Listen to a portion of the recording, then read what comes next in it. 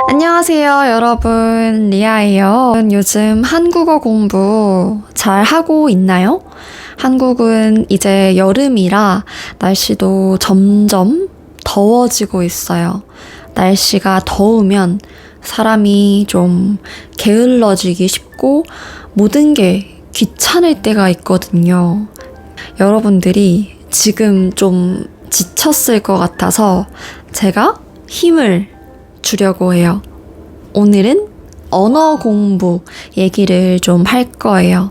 저도 그렇고 여러분도 그렇고 지금 다 언어 공부를 하고 있잖아요. 그럼 언어 공부를 할 때 가장 중요한 게 뭘까요? 여러분은 언어 공부할 때 뭐가 제일 중요한 것 같아요? 많이 듣기? 많이 말하기? 읽는 연습? 이런 거 다 중요한데 오늘은 약간 다른 얘기를 해볼 거예요. 개인적으로 제가 언어 공부를 할 때 가장 중요하게 생각하는 거. 언어 공부를 할 때 우리의 태도, 마음가짐에 대해서 얘기해 볼 거예요. 마음가짐이라는 말이 뭘까요? 마음가짐은 어떤 일을 할 때 여러분들이 하는 생각, 태도예요. 언어를 배울 때 어떤 마음을 가지고 공부를 해야 되는지 그 얘기를 좀 해보려고 해요. 이 마음가짐, 태도에 따라서 언어 실력이 진짜 완전히 달라질 수 있거든요. 어떻게 달라질 수 있는지 오늘 제가 많은 이야기를 할 거예요. 그러니까 이 팟캐스트를 꼭 끝까지 들어주세요. 여러분, 사실 제가 몇 달 전에 일본에서 한 달 반? 2달 정도 여행을 했어요. 제가 일본에서 있었던 일을 좀 얘기해 줄게요. 여러분들이 여행 가서 가장 먼저 하고 또 자주 하는 말이 뭐예요? 아마 음식을 주문하는 거겠죠? 저도 그래서 음식 주문하는 연습을 많이 하고 갔어요. 제가 살았던 곳 주변에 타코야끼를 파는 곳이 있어요.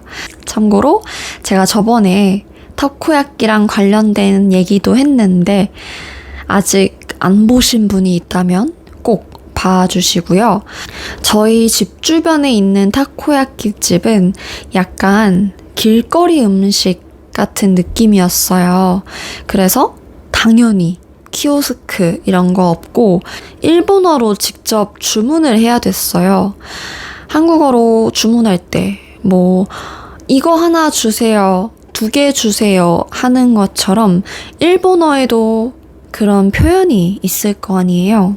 제가 그래서 주문을 했어요. 메뉴가 딱 2개 있었어요. 딱 2개. 일반 타코야끼랑 소금 타코야끼 이렇게 있었는데 제가 각각 7개씩을 시켰어요.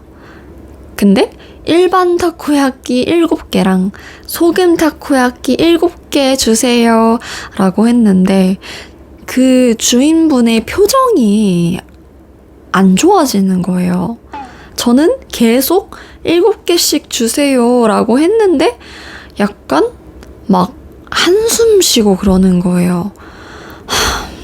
약간 못 알아듣는 것 같기도 하고 근데 제 말을 계속 못 알아들으니까 제가 약간 위축되는 거예요. 되게 스스로 작아지는 거예요. 위축되는 거예요. 그러다 보니까 제 목소리까지 작아지고 주인분이 갑자기 막 저한테 막 영어로 말을 하는 거예요. 7 pieces right? 막 이러면서 그때 제 기분이 어땠을까요? 이 감정을 한국어로 어떻게 표현할 수 있을까요? 여러분이라면 이 상황에서 무슨 말을 할 것 같아요? 한국어로? 기분이 나쁘다? 기분이 안 좋다? 아니면 서운하다? 서운하다는 말은 제가 옛날에 영어로는 정확한 번역이 힘들다고 쇼츠도 하나 올렸는데요. 서운하다는 여기서는 전혀 맞지 않는 표현이에요. 기본적으로 서운하다는 그 사람한테 애정이 있어야 돼요. 애정. 좋아하는 마음이 있어야 쓸 수 있는 표현이에요. 가족이든 친구든 연인이든 이 사람이랑 좀 가까운 사이여야 돼요. 근데 처음 본 가게 주인한테 애정이 있지는 않겠죠? 그래서 저라면 여기서 빈정상하다는 말을 할 것 같아요. 빈정상하다. 이 말도 진짜 많이 쓰는 한국어 표현인데요. 좀 더 디테일한 상황에서 쓸 수 있어요. 빈정상하다는 여러분들이 다른 사람의 말이나 태도 때문에 자존심 상하고 기분이 나쁠 때 쓸 수 있는 말이에요. 제가 방금 말한 이 상황에 딱 맞는 표현이죠. 그렇다고 제가 막 화난 건 아니었으니까요. 왜냐면 저는 일본에서 일본어로 주문을 했어요.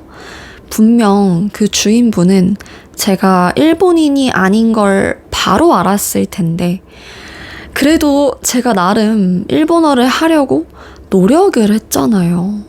근데 결국에 영어로 대답이 돌아오면 좀 언어를 배우는 사람 입장에서는 그게 되게 빈정상하는 것 같아요. 그래서 제가 나중에 일본 친구한테 물어봤어요. 왜 그 주인분은 내가 한 말을 헷갈려 했을까 했더니 일본어에서는 타코야끼를 주문할 때 몇 개 이렇게 말하지 않는데요. 왜냐면 타코야끼가 되게 작고 동그랗게 생긴 간식이에요. 그래서 몇 개가 아니라 몇 알이라고 말한대요. 한국어도 뭔가를 셀 때 기본적인 단위는 몇 개이지만 몇 알이라는 말도 있어요. 그래서 계란 몇 알, 포도 몇 알 이렇게 쓸 수 있어요. 근데 솔직히 한국어에서는 일상생활에서 그렇게까지 많이 쓰지는 않아요. 계란도 그냥 몇 개 이렇게 더 많이 말해요. 아침으로 계란 2개 먹었어요. 이런 식으로요. 또 여러분이 가장 잘 알고 있는 개수 세는 거 뭐가 있을까요? 잔이 있어요. 음료수 말할 때. 아니면 커피 한 잔, 2잔 이런 식으로 말할 수 있죠. 근데 이것도 그냥 솔직히 몇 개로 말해도 돼요. 아메리카노 하나 주세요. 아메리카노 2개 주세요. 이렇게 말해도 돼요. 근데 일본어로는 이런 개수 세는 단위가 좀 더 엄격한 것 같아요. 저는 그것도 모르고 그냥 계속 타코야끼 7개 주세요 라고 한 거예요. 그럼 그게 7박스인지 7알인지 좀 헷갈릴 수도 있겠죠. 제가 7알 주세요 라고 일본어로 했어야 됐는데 그걸 몰랐어요. 또 나중에는 제가 길거리 음식으로 닭꼬치를 먹었어요. 닭꼬치. 근데 여기서도 마찬가지로 꼬치를 뜻하는 그 단위를 써야 됐어요. 몇 개가 아니라 일본어로 몇 꼬치 이렇게요. 근데 한국어로는 뭐 예를 들어 새 꼬치 주세요 이런 말 잘 안 쓰거든요. 그냥 닭꼬치 1개요. 닭꼬치 3개요. 닭꼬치 3개 주세요. 이런 식으로 말을 해요. 근데 일본어로는 약간 다른 것 같아요. 그래서 이 표현들을 일본어로 다 외워야 됐어요. 근데 진짜 웃긴 건 제가 이 길거리 음식을 많이 먹다 보니까 지금은 그 표현들이 익숙해졌어요. 그리고 일본 닭꼬치의 특징이 부위가 되게 다양해요. 부위, 닭가슴살, 닭다리, 닭날개 이런 걸 한국어로 부위라고 해요. 부위. 한국에서는 보통 닭다리살로만 닭꼬치를 만들어요. 근데 일본에는 되게 다양한 닭꼬치 부위가 있어요. 그래서 그 부위를 일본어로 주문을 해야 되니까 열심히 공부했어요. 열심히 공부하고 그걸 외웠어요. 외워서 스스로 주문을 했을 때 너무 뿌듯했어요. 처음으로 주문을 하고 제가 한 것들을 그 주인분들이 알아들었을 때 너무 뿌듯했어요. 근데 사실은 사람들이랑 실제로 대화할 수 있는 일본어 표현을 배워야 되는데 저는 이런 음식 주문할 때 쓰는 일본어만 익숙해지고 있어요. 몇 알, 몇 꼬치, 아니면 닭꼬치의 부위, 막 이런 것만 배우고 있어요. 제가 이 얘기를 엄마한테 했거든요. 그랬더니 엄마가 너는 도대체 일본에 왜 갔니? 먹으러 갔니? 이러는 거예요. 네, 아무튼 너무 신기했어요. 한국어로는 타코야끼든 닭꼬치든 그냥 몇 개라고 해도 돼요. 몇 개. 닭꼬치 2개 주세요.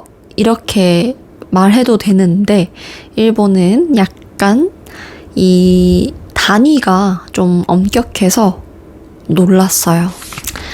네, 아무튼 제가 일본어로 음식을 주문했는데 주인분이 못 알아들어서 제가 빈정상했다는 이야기를 하고 있었죠. 영어로 대답이 돌아와서 약간 빈정상했다. 혹시 여러분들도 이런 경험이 있나요? 한국에 와서 한국어로 주문을 했는데 정작 사람들이 다 영어로만 대답을 했던 그런 경험 있나요? 저도 사실 이 팟캐스트를 만들면서 생각을 해봤어요. 그래서 생각난 게 있어요. 제가 대학교 1학년 때 알바를 했어요. 알바는 아르바이트의 줄임말이죠. 되게 유명한 빵집에서 알바를 했어요. 한국어로 파리바게트라고 발음하는 진짜 유명한 빵집이 있어요. 아마도 여기가 한국에서 제일 유명한 프랜차이즈 빵집일 거예요. 어쨌든 제가 대학생 때 이 파리바게트라는 빵집에서 알바를 했어요.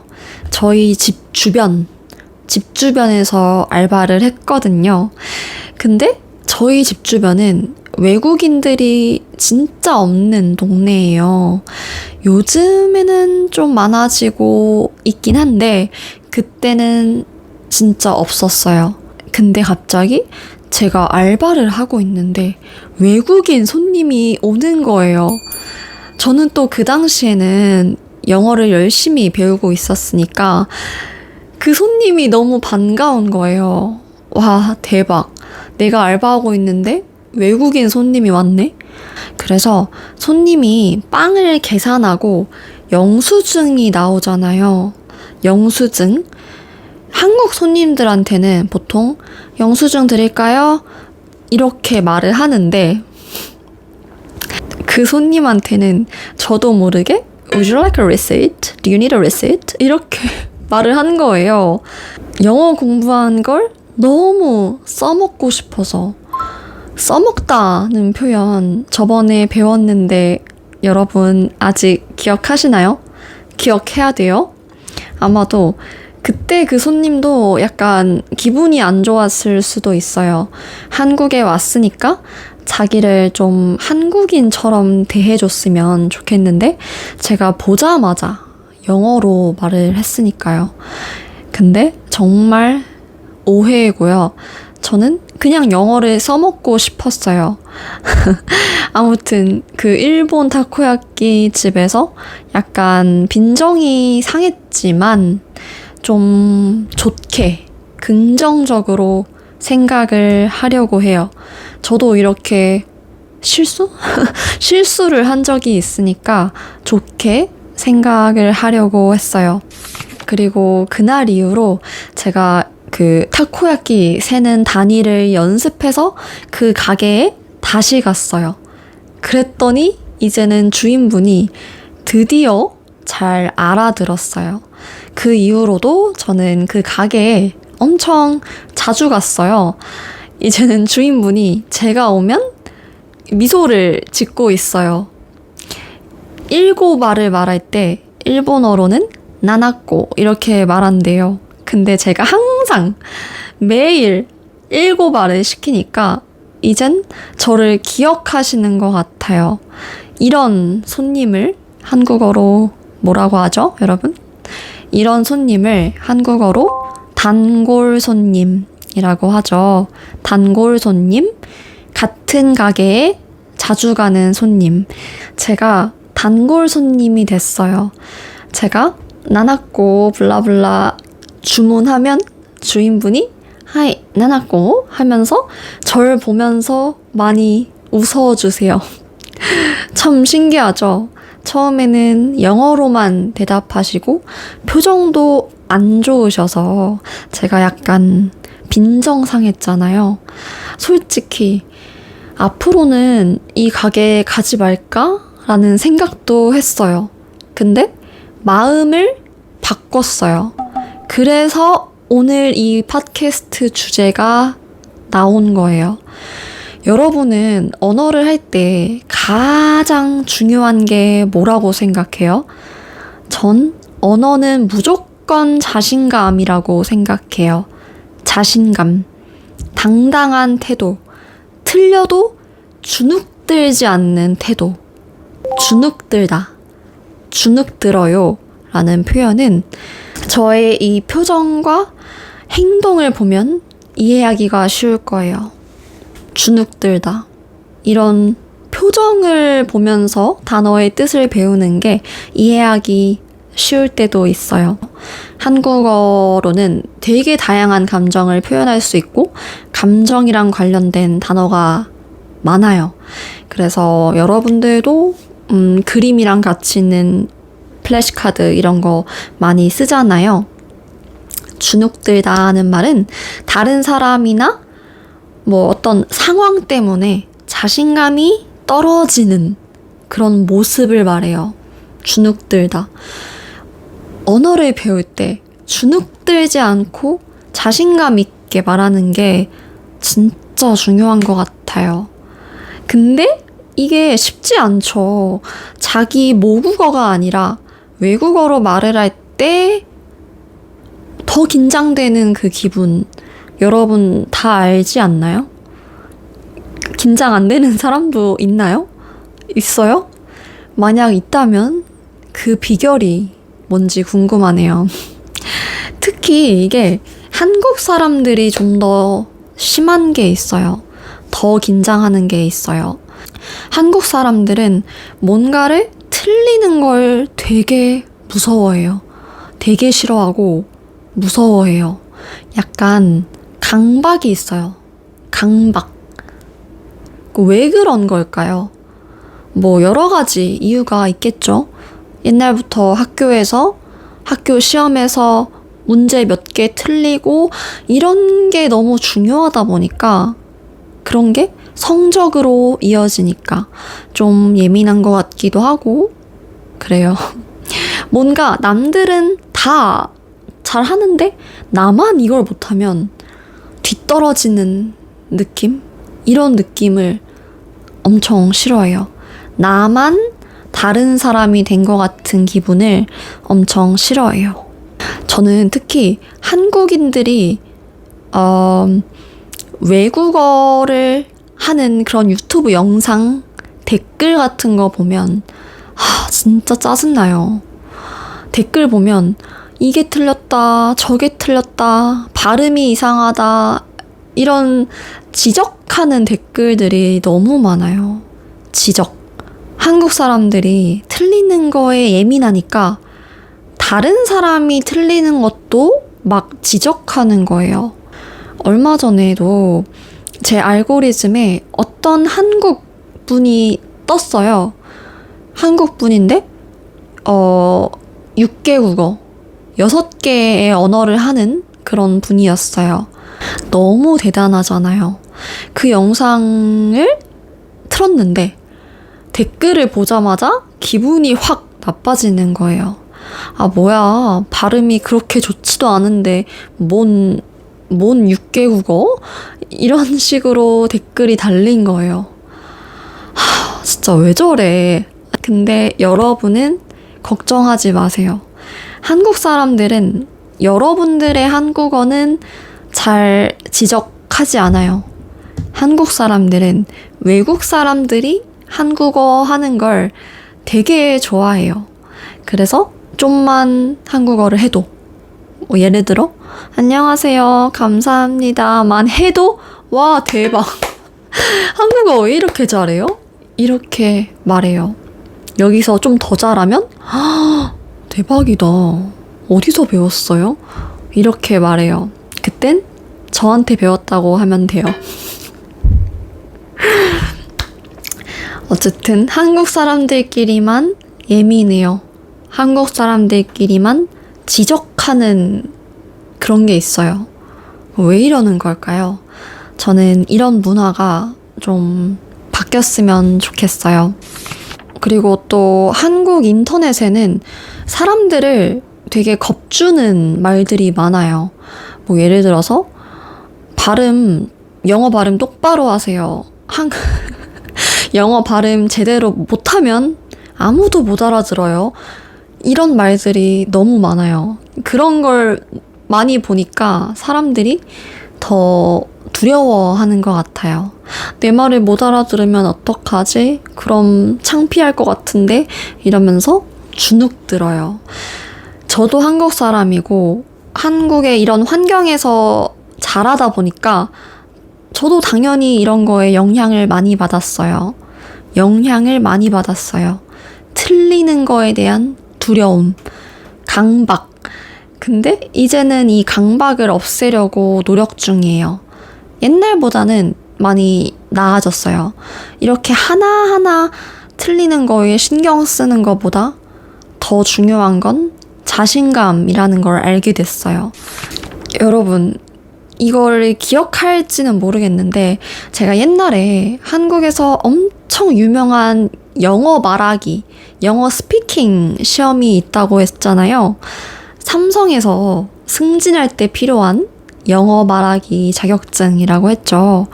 되게 유명하고 또 중요한 자격증 시험인데요. 그 시험이 진짜 재밌어요. 그 시험을 볼 때 여자 캐릭터가 있어요. 이름이 에바예요. 에바. 이 사람이 저희한테 영어로 질문을 해요. 그리고 그 질문에 맞는 대답을 영어로 하는 건데요. 이 시험이 저한테는 진짜 도움이 많이 된 것 같아요. 왜냐면 이 시험은 자신감 있게 말하면 점수를 높게 줘요.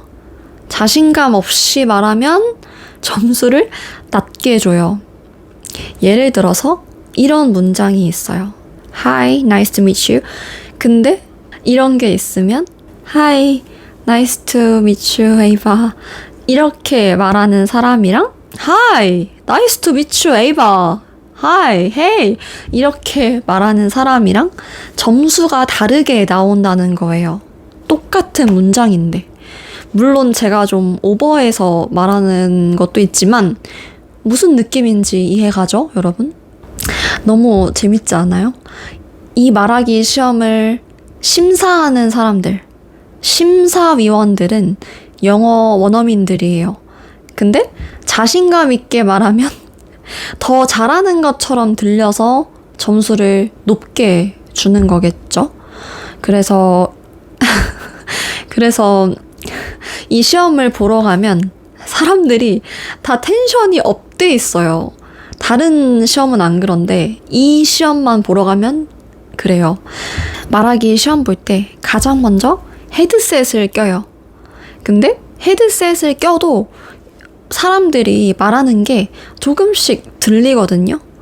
저도 이 시험을 봤었어요. 너무 긴장한 상태로 이 헤드셋을 끼고 준비를 하고 있는데 처음에 사람들이 막 헤이 헤이 하이 이러고 있는 게 너무 웃긴 거예요. 진짜 다 그러고 있거든요. 다른 영어 시험은 안 그런데 이 시험이 특히 그래요. 그래서 너무 웃기고 재밌어요. 그래서 사실 이 시험 볼 때 술 먹고 가는 사람도 꽤 있어요. 영어 말하기 시험 꿀팁 이러면서 한국 인터넷에도 글이 올라왔었어요. 술 마시고 가는 거 추천합니다. 이러면서 시험 보러 가기 전에 술을 마시는 사람도 있다고 해요. 물론 당연히 완전 막 술 취해서 시험 보고 이런 건 당연히 아니지만 맥주 조금 마시고 가는 사람이 많다고 해요. 쉿, 비밀입니다, 여러분. 한국 사람들의 비밀을 알려준 거예요, 지금. 이렇게 술을 마시면 좀 긴장이 풀리잖아요. 그 술 마실 때 긴장 풀리는 그 기분 알죠, 여러분? 혀도 약간 풀리고. 저는 이제 한국어를 가르치는 사람이잖아요. 제가 그룹 수업을 할 때가 있어요. 다양한 나라에서 온 사람들이랑 그룹 수업을 해요. 근데 당연히 사람마다 한국어 레벨이 다르잖아요. 조금씩 달라요. 근데 자기소개, 안녕하세요. 어느 나라 사람이에요? 나이는 몇 살이에요? 이름은 리아예요. 이렇게 쉬운 문장을 말하는 거인데도 저한테는 너무 다르게 들려요. 지금 딱 생각나는 학생이 한 명 있어요. 그 학생은 아직은 한국어 초보인데 자신감이 너무 넘쳐요. 같은 말을 해도 항상 에너지 넘치고 밝게 말해요. 안녕하세요, 선생님. 밥 먹었어요?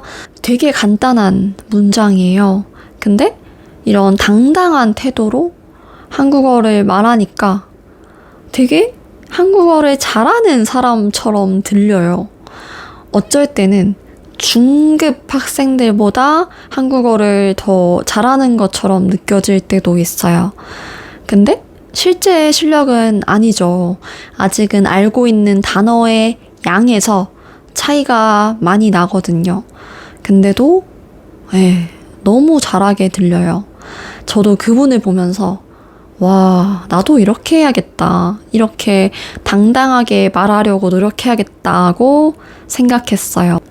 자신감을 가지고 배우는 게 중요한 것 같아요.